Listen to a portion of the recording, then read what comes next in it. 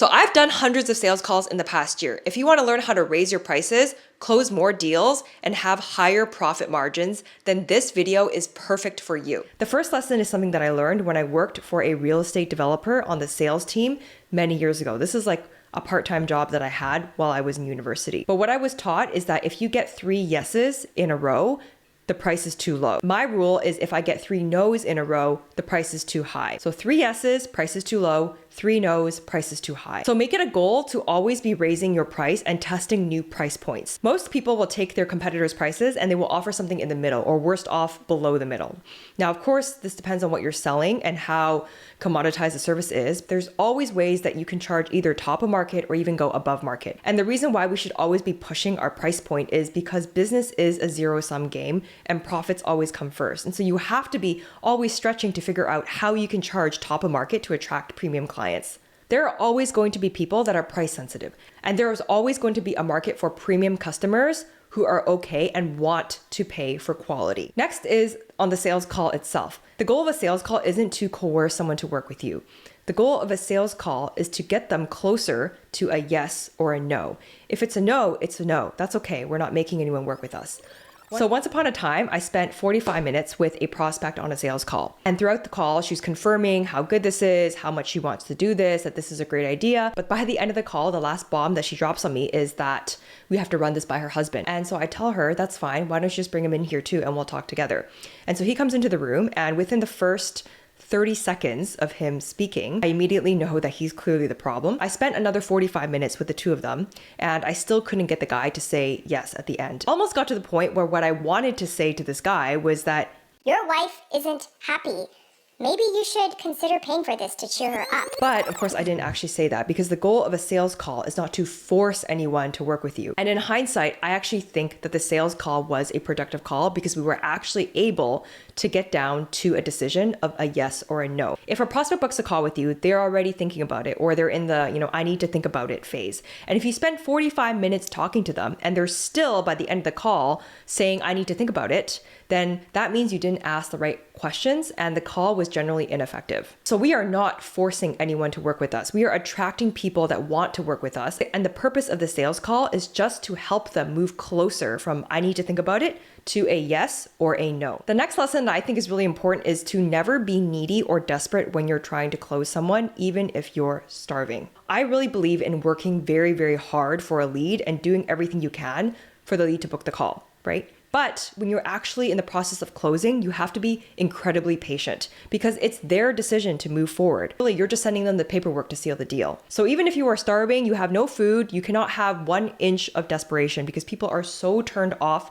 by desperation and neediness. So no matter what your financial position is, or no matter how your business is doing, you still have to position yourself with authority and abundance. It's like when you go to the mall and you walk past a kiosk, there's that guy that tries to offer you a free hand cream sample and you're like, no, thank you. I don't want your free hand cream, even if it's free, right?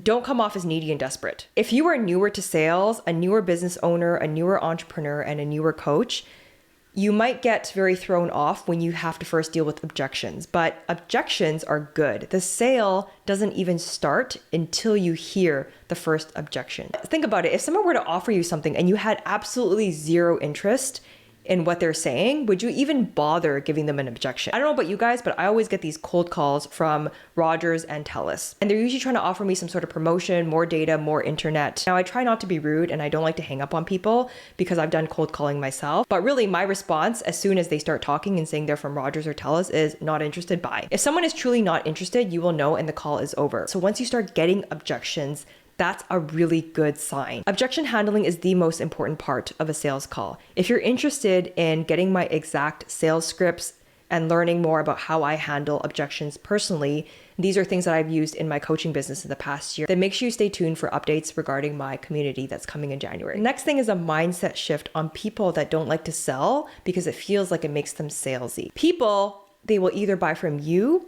they will buy from someone else, or they will buy nothing at all. So if you feel uncomfortable at selling, remember, business is a zero-sum game. If they don't give you $3,000, then they will give someone else $3,000.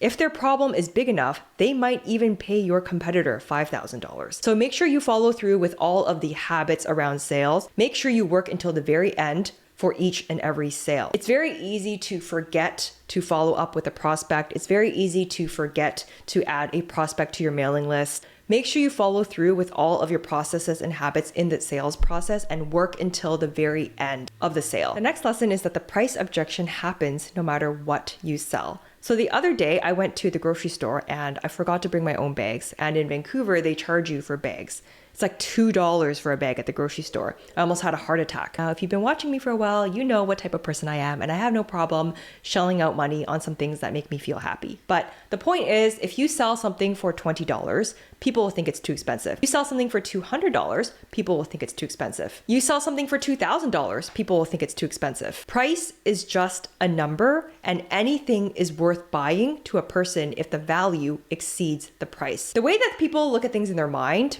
is that everything costs money. Right? Like, this thing costs $200. This problem costs $500. This piece of tech is $99 a month. This is $200. This is $1,000. Like, everything costs money in this world, but if the value exceeds the price and the prospect has a need, they will buy. So focus on communicating the value, because they will either spend money on their problems with you or they will buy from someone else. People will go to extremes in this world to spend money for an increase in status.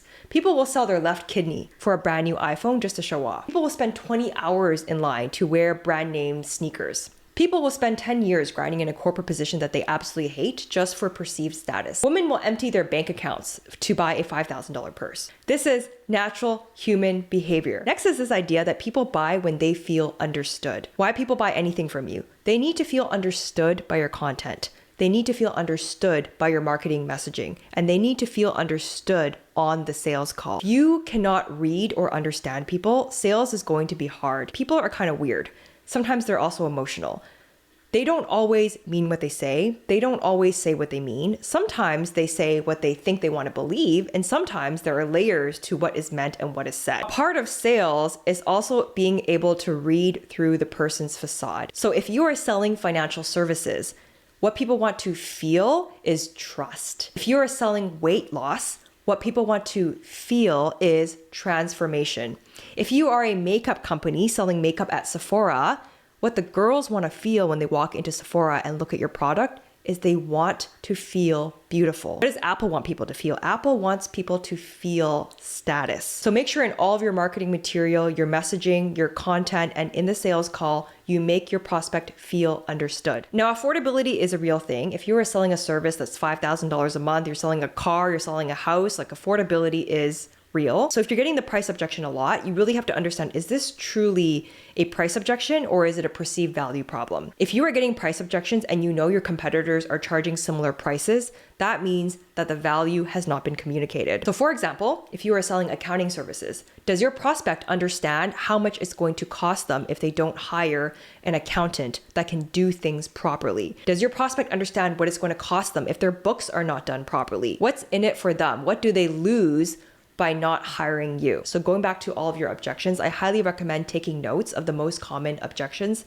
Practice objection handling. And the last tip I have is around pricing. So I used to do B2C sales, and you guys would be surprised at how often I would get prospects advice about pricing. A lot of people have opinions about pricing, but the only opinion that matters is the market. So going back to the golden rule at the beginning, 3 no's and the price is too high, 3 yeses and the price is too low. Only let the market dictate the price. Many people will try to give you pricing advice or say that you can or cannot charge this price. People told me that I wasn't worth $500 when I sold weight loss coaching. And this is when I was still pretty new to sales.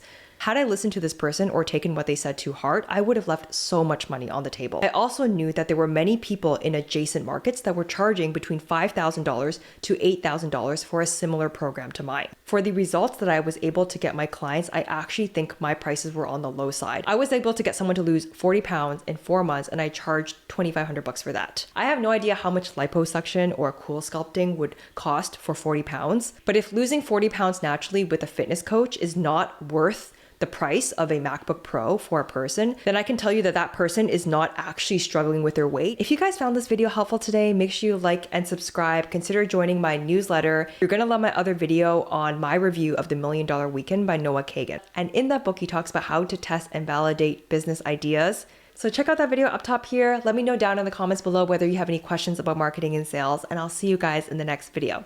Until next time.